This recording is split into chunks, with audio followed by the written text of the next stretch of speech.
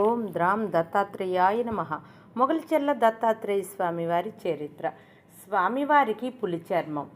కందుకూరులో మా దూరపు బంధువు నాకు బాబాయి వరుస అయ్యే ఆయన గారి కుమార్తె ఉంది. ఆమె అక్కడ మహిళా మండలి ప్రెసిడెంట్గా ఉండేది.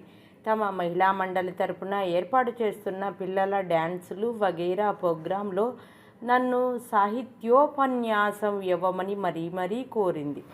శ్రీవారు నేను వెళ్ళాం. ప్రోగ్రాం పూర్తయ్యాక వారి ఇంటికే మమ్మల్ని భోజనానికి పిలుచుకు వెళ్ళారు. మా బాబాయి పెద్ద కుమారుడు ఫారెస్ట్ ఆఫీసర్గా పనిచేస్తున్నాడు. అతడు వచ్చి ఉన్నాడు. ఆ రోజు అందరం భోజనాలు చేస్తున్నాం. నా దృష్టి మా ఎదురుగా ఉన్న గోడకు పెద్ద పెద్ద మేకులకు వ్రేలాడ తీయబడి ఉన్న పెద్ద పులి చర్మం మీద పడింది. ఇక అన్నంలో ఏం కలుపుకుంటున్నానో ఏం తింటున్నానో బోధపడని స్థితి వచ్చేసింది. కారణం, వారం రోజుల క్రితం స్వామివారు మాతో పులి చర్మం మీద కూర్చొని చివరి సాధన చేయవలసి ఉంది. పులి చర్మం మీద కూర్చొని చేసే సాధన ముక్తికి చివరి మెట్టు. వ్యాఘ్ర చర్మం ధరించే పరమశివుడు నిరంతర విరాగిగా ఉండటంలోని రహస్యం కూడా అదే అన్నారు. ఆనాటి నుంచి నాకు స్వామివారికి ఎలాగైనా పులి చర్మం తెప్పించి ఇవ్వాలని కోరిక పీడిస్తుంది. అవి చాలా ఖరీదు. అప్పట్లో 2-3 వేల రూపాయలు. ఇప్పుడైతే విదేశీయులు మోజుపడుతున్నారు కనుక 10,000 వరకు ఉంటుందట ఖరీదు. పులుల్ని వేటాడటము నిషేధించారు భద్రారణ్యాలలో అని నాకు తెలియదు. ఎవరిని అడుగుదామా, ఎలా తెప్పిద్దామా అని ఇదే ఆలోచన. నాలో జింక చర్మం వచ్చినంత తేలిగ్గా వస్తుందని ఊహించాను. ఇక్కడ పులి చర్మం కంటపడేసరికి వీళ్ళని అడిగి ఎలాగైనా ఆ చర్మం తీసుకువెళ్ళి స్వామివారికి సమర్పించాలి. నేను అడిగితే వీళ్ళు కాదనరు అనుకున్నాను. నేను సరిగ్గా భోజనం చేయటం లేదని గుర్తించారో ఏమో. వాళ్ళంతా పదే మీరు సరిగ్గా తినటం లేదు, వంకాయ కూరను వడ్డించుకోండి, సాంబారు స్వీటు తినండి ఇలా మొదలుపెట్టారు. నా తలలో పులి చర్మం ఒక్కటేనని వాళ్ళకి ఏం తెలుసు పాపం. మా శ్రీవారు నా ఆలోచన ఇట్టే గ్రహించారు. నేను అది అడిగేస్తానని పసిగట్టేశారు. ఎంచేతంటే నా మనస్సులోని భావాలని చదవగల శక్తి ఆయన గారికి ఉంది. భోజనం పూర్తిగా చేసి మేమిద్దరం వరండాలోకి చేతులు కడుక్కోవటానికి వెళ్ళగానే శ్రీవారు నాతో గుసగుసగా ఆ పులి చర్మం వాళ్ళని అడగకు, బాగుండదు అన్నారు. నా కోసమా? స్వామివారి కోసమే కదా, వాళ్ళకి పుణ్యం వస్తుంది, అడగనియండి నన్ను అన్నాను. శ్రీవారు కాస్త కోపంగా వద్దు, ఇతరులను గబుక్కన ఒక వస్తువు అడగటం తప్పని నీకు తెలుసు అంటున్నాను. ఇంతలో వాళ్ళు వచ్చేశారు. అందరం తాంబూలాలు వేసుకుంటున్నాం. శ్రీవారు కళ్ళతో ఎంత వారిస్తున్న నా ప్రలోభాన్ని నేనిక అరికట్టలేకపోయాను. స్వామివారికి అది సమర్పించి ఆయన గారి తపస్సుకు దోహదం చేయాలన్న నిస్వార్థ చింతనతో అడిగితే తప్పేమిటి అన్న ఊహే నన్నిక నిలవనివ్వలేదు. బాబాయ్ గారు, తమ్ముడు, చెల్లాయి, పిన్ని ఇలా పేరున అందరినీ పిలిచాను. ఆ పులి చర్మం నాకు కావాలి అన్నాను. వాళ్ళంతా పిడుగుపాటు పడ్డట్టు నిర్ఘాంతపోయారు. పులి చర్మమా?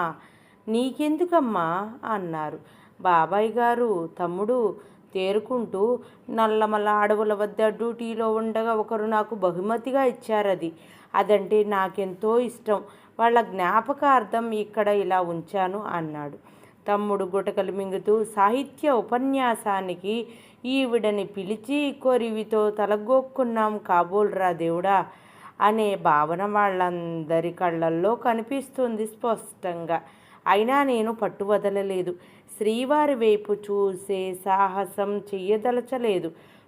చూచి ఉంటే ఆ కళ్ళల్లోని కోపాగ్నికి భస్మైపోతానని భయం. ఏం పర్వాలేదు తమ్ముడు, బాబాయ్ గారు, ఒక మహాత్ముని తపస్సాధనకు మీరు మీ పులి చర్మం సహకరించి ఎంతో పుణ్యం ఆర్జించుకున్నవారవుతారు. ఇది నేను తప్పక తీసుకువెళతాను. సాహిత్యోపన్యాసాలకు రావాలంటే కొందరు గొప్ప కవులు, కవయిత్రులు, రచయిత్రులు మాకు ఫలానా రకం శాలువా ఇవ్వాలి, కారులో లేదా విమానంలో పిలుచుకు వెళ్ళాలి.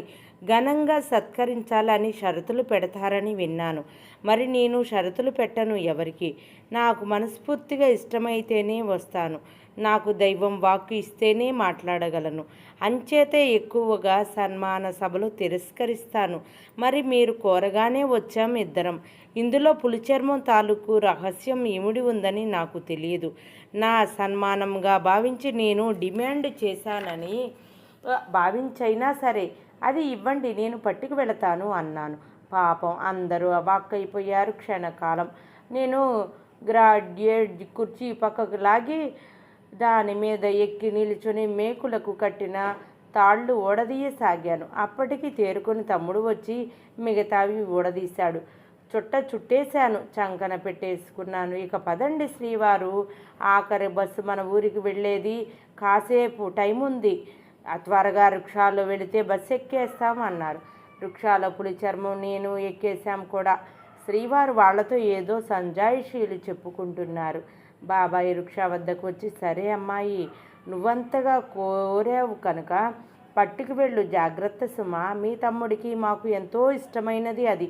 స్వామివారిని ఏ వారమో 10 రోజులో దాని మీద కూర్చొని తపస్సు చూసుకొనిచ్చి తర్వాత మాకు పంపేయి.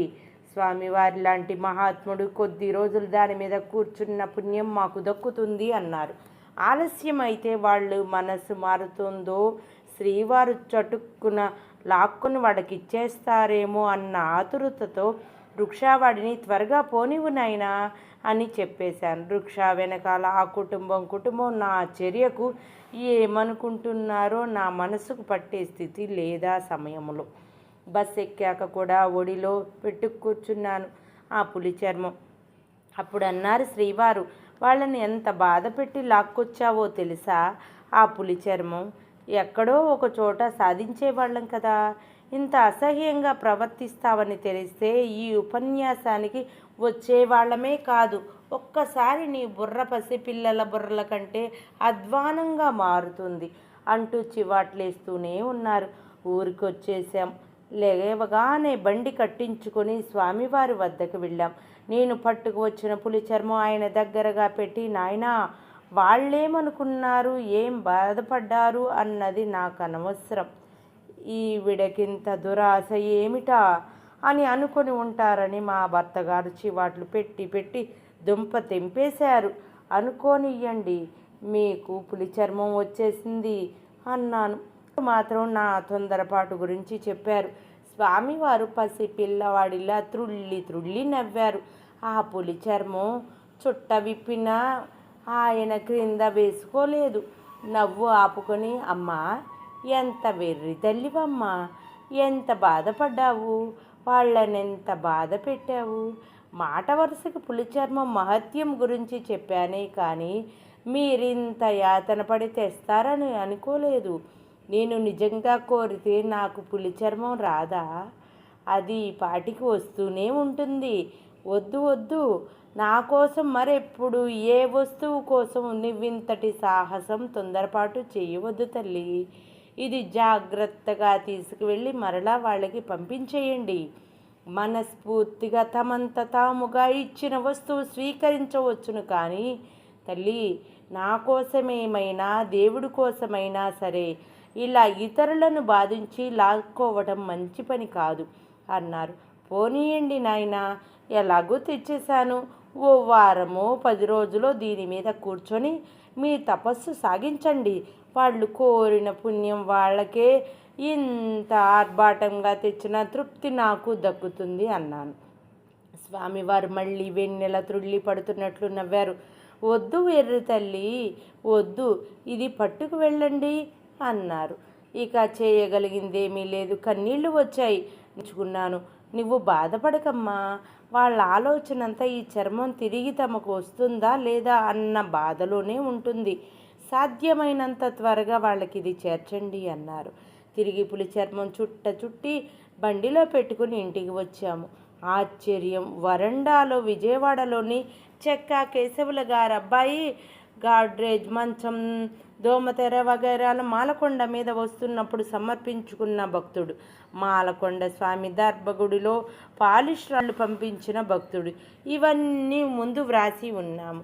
కృష్ణ ఒక పెద్ద చెక్క పెట్టెతో మా కోసం ఎదురు చూస్తూ కూర్చొని ఉన్నాడు. అతడు విజయవాడ నుండి వచ్చి ఒక అరగంట అయ్యిందంట.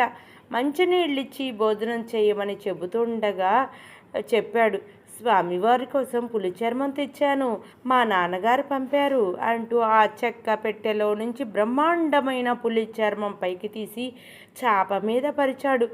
ఇది భ్రమో భ్రాంతో అర్థం కాలేదు. క్షణకాలం విజయవాడలో నాన్నగారు మా చిన్నాన్నగారు కారులో వెళ్తుండగా ఒకరెవరో ఈ పులి చర్మం వేలం పాటకు పెట్టారట. ఎవరూ కొనలేదట. స్వామివారికి ఇస్తే బాగుంటుంది కదా అని మా నాన్నగారికి అనిపించి 2,000 రూపాయలకు తానే పాడి మరెవరూ పాడలేదు. దీన్ని ఉపయోగం అవసరం ఎవరికీ లేదు గనక నాన్నగారు కొన్నారు, నాకు నిచ్చి పంపారు. స్వామివారికి ఇది చేర్చాలి అన్నారు. ఆ క్షణం మరుపురానిది. ఒక మహాత్ముని కోరికకు ఇంత శక్తి, ఇంత విలువ, దూరాన్ని కాలాన్ని అధిగమించి ఆ వస్తువు దివి నుండైన భువికి దిగి రాగలిగిన శక్తి ఉందని మా హృదయాలకు డంకా కొట్టి మరీ పరోక్ష బోధ జరిగిన ఆ క్షణాలవి. మరి నేను వెంటనే వెడతాను విజయవాడ. భోజనం చేయగానే మీరు స్వామివారికి పులిచర్మం చేరుస్తారా అన్నాడు కృష్ణ. భోజనాలు కాగానే మరలా బండి కట్టించుకొని స్వామివారి వద్దకు వెళ్ళాం ముగ్గురం. ఆ పులి చర్మం చూడగానే స్వామివారు పసి పిల్లవాడిలా సంబరపడ్డారు. అప్పుడే దానిని మంచం మీద పరుచుకొని కూర్చున్నారు. చూసావా అమ్మా, ఎలా ఎంత భక్తి శ్రద్ధలతో వచ్చిందో నా పులి చర్మం అన్నారు. అవునా నాయనా, నాకిప్పుడెంతో తృప్తిగా ఉంది అన్నాను. ఈనాడు స్వామివారి సమాధి వద్ద ఆ పులి చర్మం షోకేసులో భద్రపరచబడి ఉంది.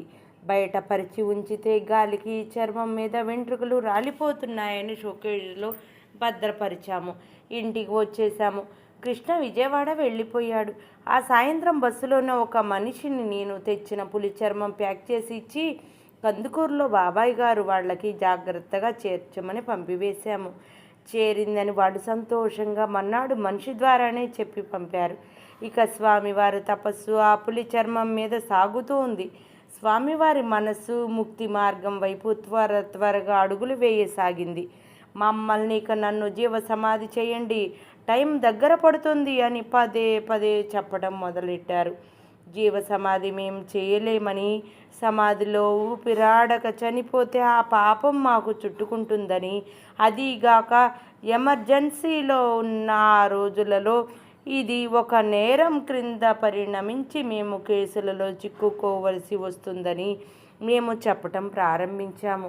నేను సమాధిలో కూర్చుంటే ఊపిరాడదని మీకు భయం కదూ, రేపు మధ్యాహ్నం తప్పక రండి అన్నారు స్వామివారు. మరునాడు మధ్యాహ్నం బండి కట్టించుకొని మేమందరం వెళ్ళాము. స్వామివారి సమాధి కోసం కట్టించుకున్న 4x4 అడుగులు 4 అడుగుల లోతు ఉన్న ఖాళీ సమాధిలోనికి దిగారు. పద్మాసనం వేసుకొని కూర్చున్నారు. పైన చెక్క వేయండి, ఆ పైన చాప వేయండి, మీ దంపతులు ఆ చాప మీద కూర్చోండి అన్నారు స్వామివారు. మాకేమీ అర్థం కాలేదు, భయం వేసింది. అయినా స్వామివారు చెప్పిన ప్రకారం చేశాం. చాప మీద కూర్చున్నాం. ఏం ఆశ్చర్యం, ఏం అద్భుతం! ఓం ద్రాం దత్తాత్రేయాయ నమః.